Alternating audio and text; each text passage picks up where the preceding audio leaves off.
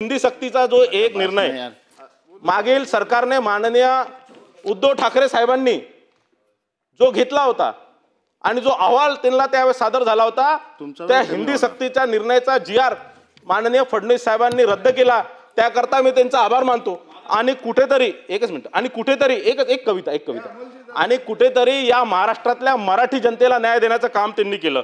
आणि ज्या प्रकारे आता उद्या मनसे आणि उबाठाची जी सभा आहे, त्यात माझं या माध्यमातून मागणी आहे की त्यांनी माननीय मुख्यमंत्री देवेंद्र फडणवीस साहेबांचा आभार व्यक्त केलं पाहिजे आणि ती सभा मुख्यमंत्री देवेंद्र फडणवीसांची आभार सभा म्हणून त्यांनी घोषणा केली पाहिजे आणि त्यांचा आभार घेतला पाहिजे। एक कविता म्हणून मी संपवतो।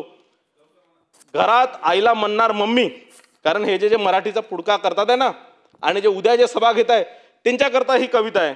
घरात आईला म्हणतात मम्मी, मोर्चामध्ये जाणार आम्ही, कॉन्व्हेंटमध्ये घेणार शिक्षण, मराठीचं करणार रक्षण, सुट्टीसाठी आहे युरोप, दुसऱ्यांवर करणार आरोप, सत्तेसाठी वेगळे झालो, सत्तेसाठीच एकत्रित आलो, लाथाडलेले जनतेने काय करतील कोण जाणे, हिंदुत्वाचे कधी दुकान, कधी प्यारी टिपू सुलतान, कास मराठीची धरली, निवडणुकीत केमछो वरली, धारावीत दाखवली रुबाब, लुंगी बहादूर छोटे नवाब, भारतभर 12 बार चिंध्या, एक ना धड, अस्तित्वाची धडपड, बुडा खालून गेल्या खुर्च्या, म्हणून मराठीचा मोर्चा, मोडीत कधीच निघाला ब्रँड, मोडीत कधीच निघाला ब्रँड, सावभावने वाजल्या बँड।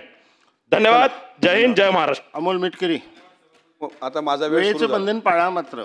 मीच पाळू।